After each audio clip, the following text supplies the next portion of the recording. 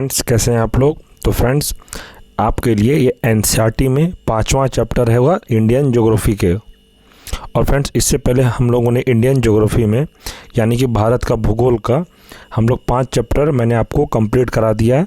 और ये 6ठा चैप्टर होगा। आप बीपीएससी टीआरई 4 की तैयारी कर रहे हैं या फिर रेलवे की तैयारी कर रहे हैं या फिर एसएससी का, आपको पता है कि एनसीईआरटी का वेटेज आजकल सभी एग्ज़ामों में बहुत ज़्यादा ही होने लगा है। तो फ्रेंड्स, आप लोग ये एनसीईआरटी का जो क्लास है मैं जो ले रहा हूँ, ये आप इस चैनल से पूरा ज्योग्राफी एनसीईआरटी का पढ़ सकते हैं। आप मेरे चैनल से जुड़े रहिए और आपको पूरा एनसीईआरटी कवर करा दिया जाएगा। हमने पॉलिटी का भी एनसीईआरटी क्लास करा रखा है, वो भी डेली चल रहा है, और ज्योग्राफी का भी चल रहा है। इसके बाद मैंने सोचा है कि आप लोगों को हिस्ट्री, मॉडर्न हिस्ट्री, मिडिवल और एंशिएंट भी करा दिया जाएगा। तो चलिए फ्रेंड, शुरू करते हैं बिना किसी देरी का। आज हम लोग का टॉपिक है इंडियन ज्योग्राफी में जैव विविधता। तो हम लोग का 6ठा चैप्टर है, इसमें पढ़ेंगे जैव विविधता में कौन कौन से प्रश्न पूछे जाते हैं एग्ज़ाम में। तो चलिए दिखाते हैं आपको कौन कौन सा एग्ज़ाम। देखिए फ्रेंड्स, ये आज का पहला प्रश्न है। भारत का सबसे बड़ा वनस्पति उद्यान कहाँ स्थित है? तो हो जाएगा कोलकाता में। तो भारत का सबसे बड़ा वनस्पति उद्यान कहाँ पर है? तो हो जाएगा कोलकाता में। तो याद रखिएगा इसको। आगे, काजीरंगा राष्ट्रीय उद्यान किसके लिए प्रसिद्ध है? तो ये हो जाएगा एक सींग वाले गैंडे के लिए। नेक्स्ट, महात्मा गांधी मरीन राष्ट्रीय उद्यान किस राज्य में अवस्थित है? तो ये हो जाएगा अंडमान और निकोबार द्वीप समूह में। तो याद रखिएगा फ्रेंड्स, ये इंपॉर्टेंट प्रश्न है महात्मा गांधी से रिलेटेड।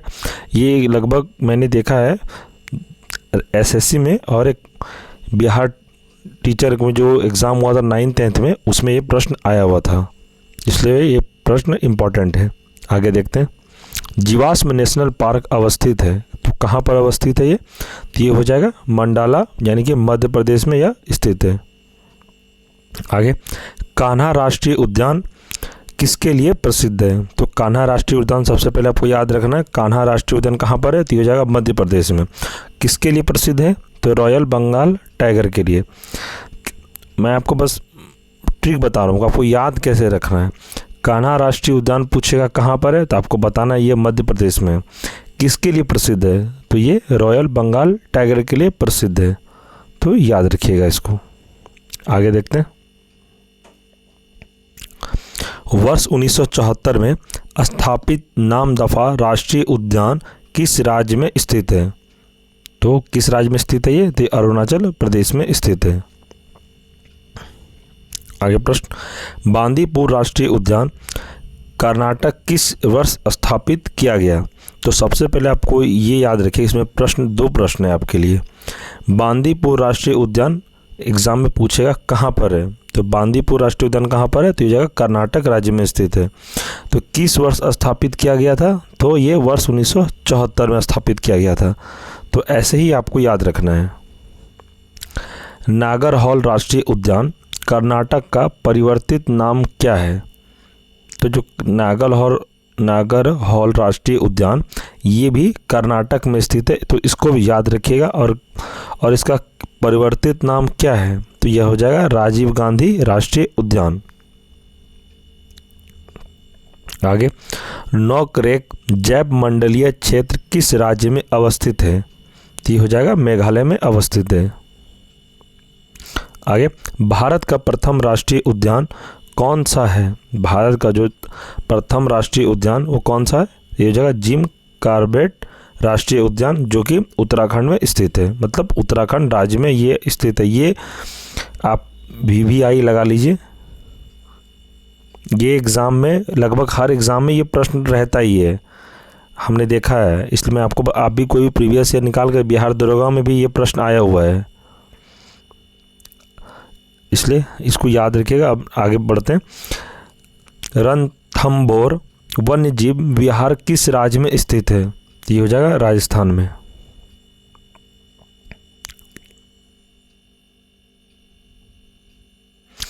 अब देखिए फ्रेंड्स, ये वन्य जीव अभ्यारण्य से रिलेटेड इसमें है।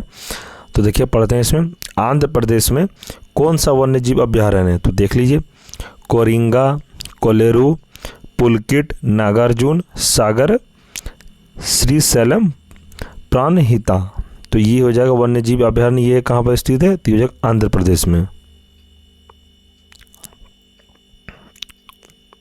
आगे तेलंगाना में देखते हैं वन्य जीव अभयारण्य कौन कौन सा है? तो नागार्जुन सागर, श्रीशैलम, प्राणहिता, किन्ने रासनी। तो ये भी कहाँ हो जाएगा? तेलंगाना में। आगे बिहार का हम लोग देख लेते हैं।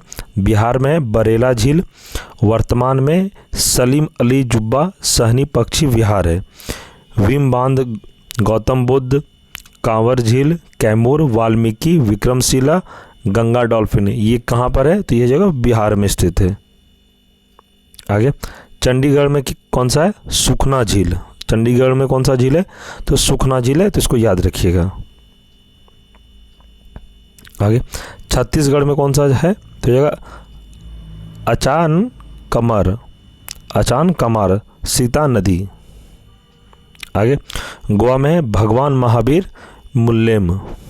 गुजरात का देखते हैं, ग्रेट इंडियन वेस्टर्न गिर, कच्छ की खाड़ी, नल सरोवर, नारायण सरोवर, पुराना जंगली गधा यानी कि वाइल्ड एस, ये कहाँ पर है? तो गुजरात में है।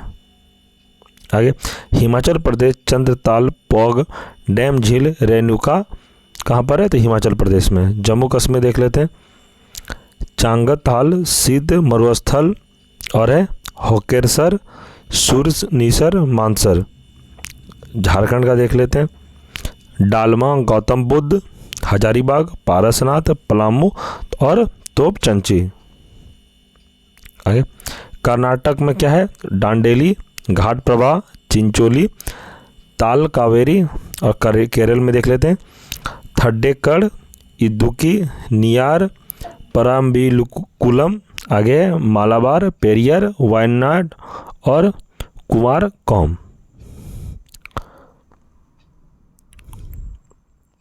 अब आगे इसी में देख लेते हैं,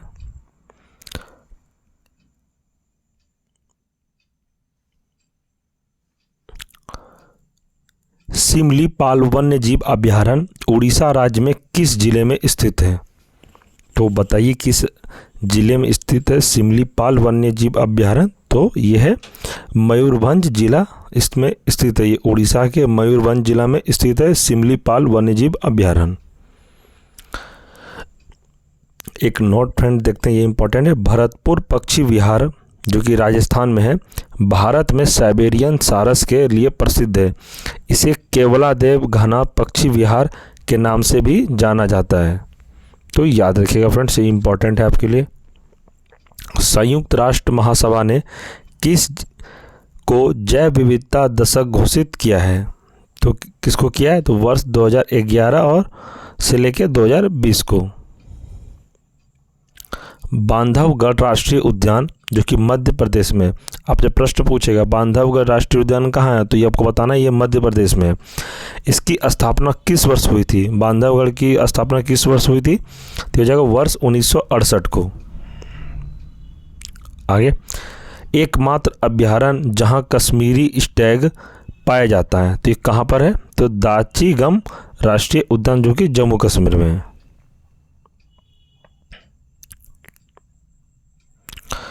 महत्वपूर्ण पर्यावरण दिवस है फ्रेंड्स, तो ये यहाँ से आपको 1 से 2 प्रश्न बनता है, तो आप देखिए इसको, मैं आपको करा देता हूँ।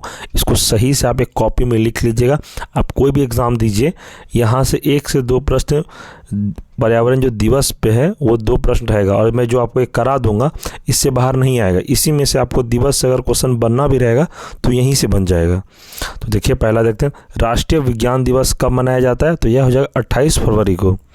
विश्व वानिकी दिवस कब मनाया जाता है? तो ये 21 मार्च को। आगे विश्व जल दिवस कब मनाया जाता है? तो ये जाएगा 22 मार्च को। विश्व मौसम विज्ञान दिवस 23 मार्च को। आगे देखते हैं, अर्थ आवर दिवस कब मनाया जाता है? मार्च का अंतिम शनिवार। नेक्स्ट, विश्व स्वास्थ्य दिवस कब मनाया जाता है? तो ये हो जाएगा 7 अप्रैल को। पृथ्वी दिवस कब मनाया जाता है? तो ये 22 अप्रैल को पृथ्वी दिवस मनाया जाता है। विश्व जैव विविधता दिवस कब मनाया जाता है? तो ये हो जाएगा 22 मई को। नेक्स्ट, तंबाकू मुक्त दिवस कब मनाया जाता है? तो ये हो जाएगा 31 मई को। विश्व पर्यावरण दिवस ये हो जाएगा 5 जून को।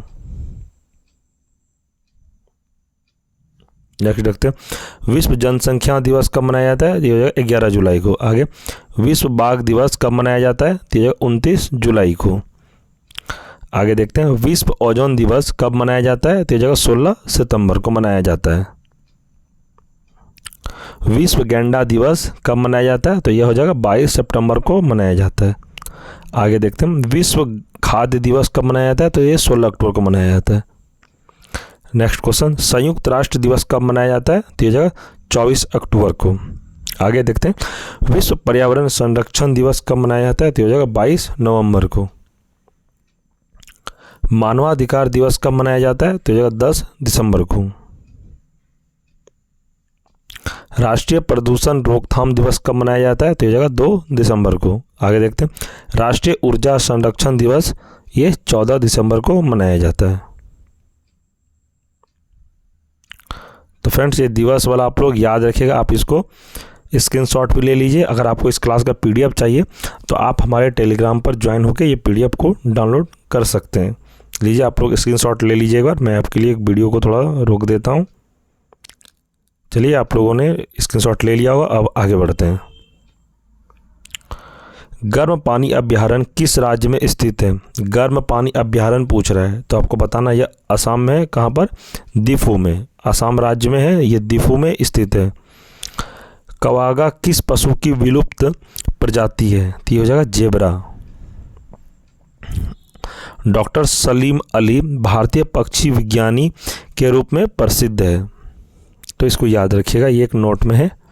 आगे देखते हैं, कंचनजंगा राष्ट्रीय पार्क किस वर्ष स्थापित हुआ? सबसे पहले तो आपको ये पता होना चाहिए कि कंचनजंगा राष्ट्रीय पार्क कौन से राज्य में है। तो ये आपको बताना, ये सिक्किम में है। ये एक प्रश्न यहाँ से बना। दूसरा प्रश्न इसमें बन रहा है कि किस वर्ष स्थापित हुआ, तो आपको बताना ये 1977 में। तो फ्रेंड्स, आपका यहाँ 2 प्रश्न बन गया। इसी तरह मैं आपको बता दूंगा, और आपको जो इम्पोर्टेंट आपको लग रहा है और जो मैं बता रहा हूँ कि ये इम्पोर्टेंट हुआ, आप एक कॉपी में नोट करके रख सकते हैं। एग्ज़ाम टाइम में आपके लिए शॉर्ट रिविज़न में काम आएगा। चलिए आगे देखते हैं। प्रसिद्ध गिर वन किस राज्य में स्थित है? तो हो जाएगा गुजरात में। गिर वन, आपको ये याद रखिएगा, गिर वन कहाँ पर है? तो ये गुजरात में स्थित है। गिर वन के बारे में एक बार पढ़ लेते हैं डिटेल में। गिर वन एशियाई शेर के लिए प्राकृतिक पर्यावास है। जो गिर वन है वहाँ पर किसे रखा जाता है? तो एशियाई शेर को रखा जाता है। भारतीय प्राणी सर्वेक्षण का मुख्यालय कहाँ पर स्थित है? तो ये जगह कोलकाता में। भारतीय प्राणी सर्वेक्षण का मुख्यालय कहाँ पर है? तो ये कोलकाता में। तो याद रखिएगा इसको। नेक्स्ट देखते हैं, जंगली गधा कहाँ पाया जाता है? तो जंगली गधा कहाँ पाया जाता है? तो ये कच्छ के रण में पाया जाता है। आगे, शेर की पूंछ वाला मकाऊ मुख्यतः कहाँ पाया जाता है? तो हो जाएगा साइलेंट वैली राष्ट्रीय उद्यान, जो कि केरल में स्थित है।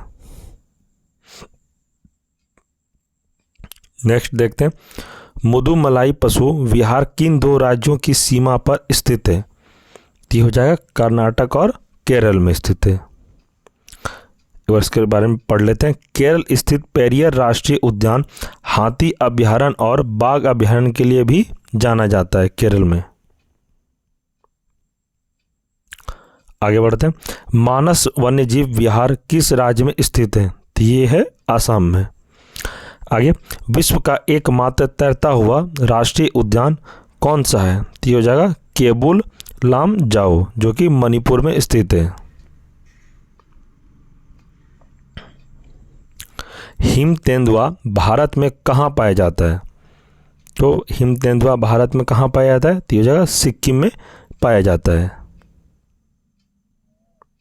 सारस किस राज्य का राजकीय पक्षी है?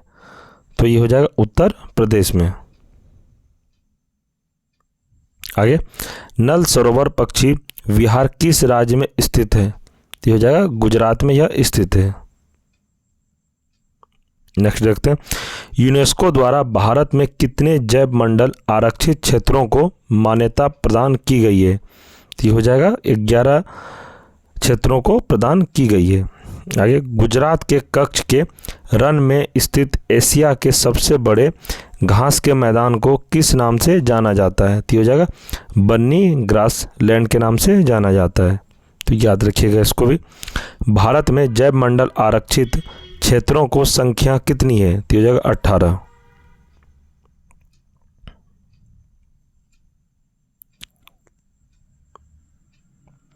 ये है फ्रेंड्स भारत के 18 जैव मंडलीय आरक्षित क्षेत्र।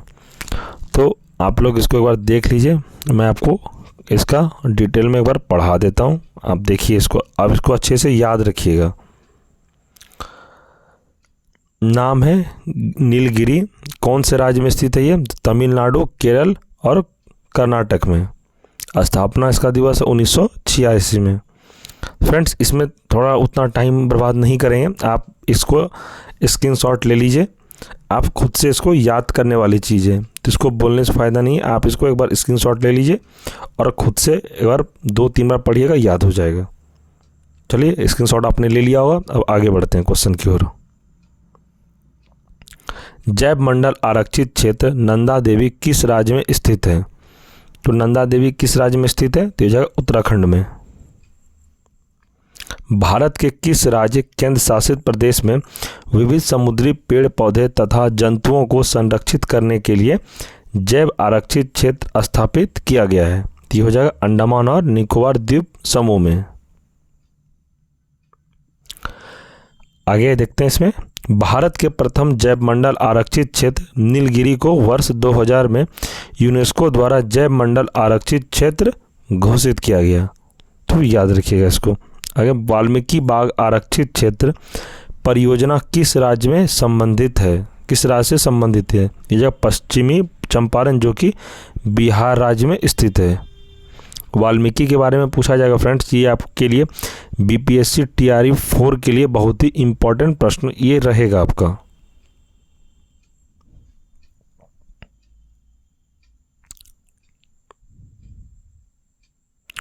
ये है फ्रेंड्स रामसर समझौते के अंतर्गत भारत के 37 आर्द्रभूमि क्षेत्र। तो आप देख लीजिए इसको, आप इसका भी एक बार स्क्रीनशॉट ले लीजिए और इसको अच्छे से याद करिए, अपने कॉपी में लिख लीजिएगा, इससे बाहर आपका प्रश्न नहीं बनेगा। जितने भी ये मैं आपको दिखा रहा हूँ इसमें, ये जितने भी रामसर समझौते के अंतर्गत ये जो आता है भारत में आर्द्रभूमि, इससे बाहर आपका एक भी प्रश्न नहीं जाएगा। आप इसका एक बार स्क्रीनशॉट ले लीजिए, तो आप इसको कॉपी में एक बार नोट कर लीजिएगा और पढ़िएगा उसको। मैं आपको गारंटी कहता हूं कि इससे अगर बाहर प्रश्न आपका चले जाएगा तो आप मेरे को कमेंट में ज़रूर बताइएगा कि हाँ सर आपने जो बोला था वो नहीं हुआ। आप टीआरई में यहाँ से एक प्रश्न तो 100% रहेगा। इसलिए फ्रेंड चलिए हम लोग क्वेश्चन की ओर बढ़ते हैं। अब एक है, अब देख लीजिए, भारत में बाघ जो है 50 बाघ आरक्षित क्षेत्रों की अवस्थिति, इससे भी फ्रेंड्स 2 प्रश्न बनता है। जैसे आप बिहार से रिलेटेड देख लीजिएगा तो ये वाल्मीकि होता है, ये इंपॉर्टेंट है आपके लिए। और एक इम्पॉर्टेंट है उत्तर प्रदेश जो कि दुधवा, पीलीभीत, अन्नमगढ़ के लिए से इम्पॉर्टेंट हो। लीजिए फ्रेंड्स आप इसका भी एक बार स्क्रीनशॉट ले लीजिए और इसको कॉपी में लिख के याद रखिएगा। इसको बिना याद किए उपाय नहीं है फ्रेंड, इसको याद तो आपको रखना ही पड़ेगा, चाहे आप जैसे आप याद रखिए। तो चलिए आगे हम लोग क्वेश्चन बढ़ते हैं। एक है वन्य जीव संरक्षण परियोजना, चलिए हम आपको ये वाला करा देते हैं, आप इसका भी याद रखिएगा। वन्यजीव संरक्षण परियोजना क्या है? परियोजना में बाघ परियोजना, तो प्रारंभ कब हुआ था ये? तो हो जाएगा 1973 में। क्या कहता है? बाघों की संख्या में कमी को रोकना तथा उनकी संख्या में वृद्धि करना, इसका विशेष बिंदु पे जो फोकस था कि बाघ परियोजना में बाघों की जो विलुप्त होने लगा था बाघ, उसको कमी को रोकने के लिए ये बाघ परियोजना लाया गया था। आगे देखते हैं, गिद्ध संरक्षण परियोजना, ये कब आया था पहली बार? तो 2006 से ये प्रारंभ हुआ। तीव्रता से लुप्त होते गिद्धों को बचाना गिद्धों की मृत्यु का कारण पशुओं को दी जाने वाली डाइक्लोफेनेक नामक दवा है। यह दवा अब प्रतिबंधित हो गया है। आगे देखते हैं, गिर सिंह परियोजना जो कि 1973 से प्रारंभ हुआ। इसके बारे में पढ़ लेते हैं। क्या है? गिर अभयारण्य में केंद्र सरकार के सहयोग से प्रारंभ गुजरात के जूनागढ़ जिले के 1412 वर्ग किलोमीटर क्षेत्र में स्थित यह उद्यान अब एकमात्र ऐसा उद्यान है जहां एशियाई शेर पाए जाते हैं। तो कहां पर पाए जाते हैं? तो एशियाई शेर तो ये गुजरात में पाए जाते हैं, तो याद रखिएगा इसको। हाथी परियोजना ये कहां पर इस प्रारंभ हुआ था? तो 1992 से प्रारंभ हुआ था।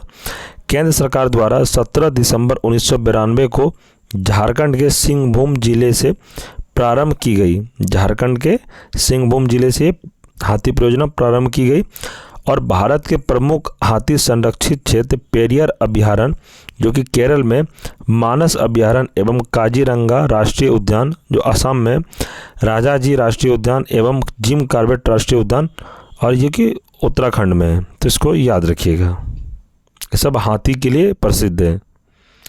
कस्तूरी मृग परियोजना ये प्रारंभ हुआ था 1970 में।